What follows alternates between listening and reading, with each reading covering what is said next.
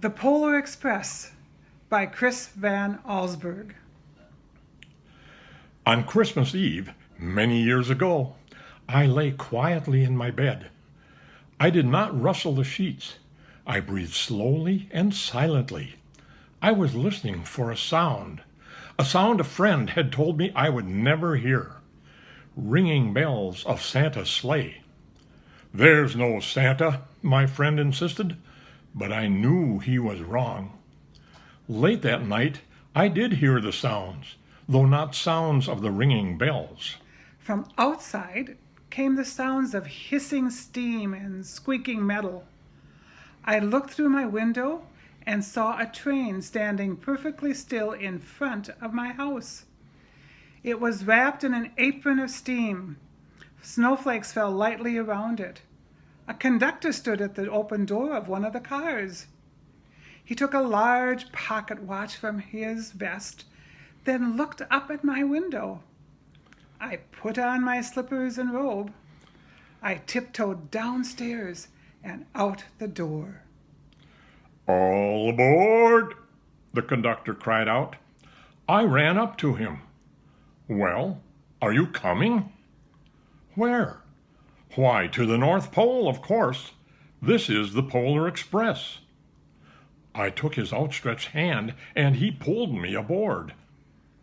The train was filled with other children, all in their pajamas and nightgowns. We sang Christmas carols and ate candies with nougat centers as white as snow. We drank hot chocolate as thick and rich as melted chocolate bars. Outside, the lights of towns and villages flickered in the distance as the Polar Express raced northward. Soon, there were no more lights to be seen. We traveled through cold, dark forests where lean wolves roamed, and white-tailed rabbits hid from our train as it thundered through the quiet wilderness. We climbed mountains so high it seemed as if we could scrape the moon. But the Polar Express never slowed down. Faster and faster we ran along, rolling over peaks and through valleys like a car on a roller coaster. The mountains turned into hills, the hills to snow-covered plains. We crossed a barren desert of ice, the great polar ice cap. Lights appeared in the distance. They looked like the lights of a strange ocean liner sailing on a frozen sea.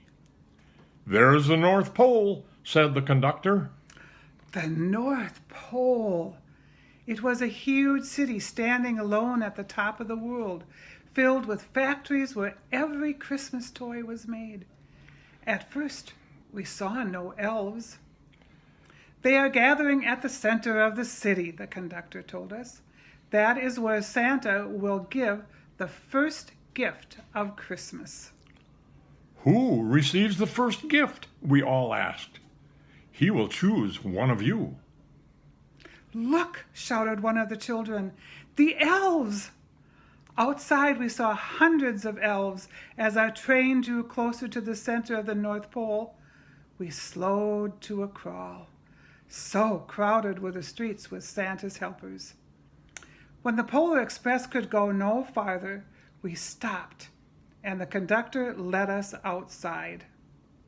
We pressed through the crowd to the edge of a large open circle. In front of us stood Santa's sleigh. The reindeer were excited.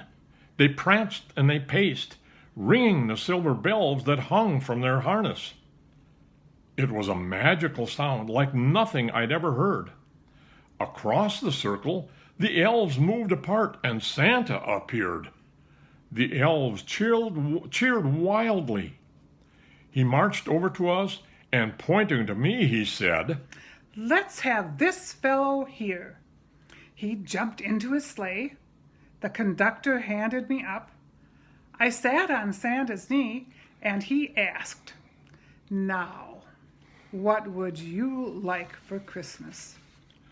I knew that I could have any gift I could imagine.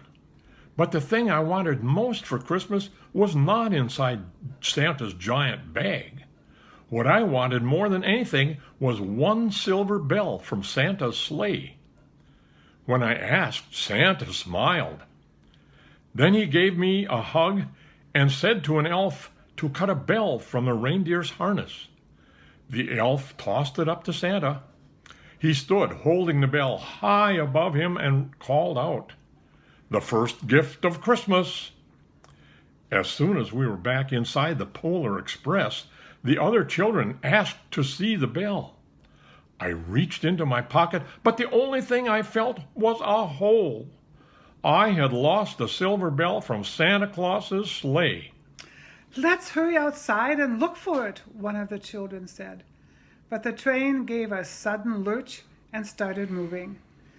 We were on our way home. It broke my heart to lose the bell. When the train reached my house, I sadly left the other children. I stood at my doorway and waved goodbye. The conductor yelled something from the moving train, but I couldn't hear him. "What?" I yelled. He cupped his hands around his mouth. "Merry Christmas!" The Polar Express let out a loud blast from its whistle and sped away. On Christmas morning, my little sister Sarah and I opened our presents.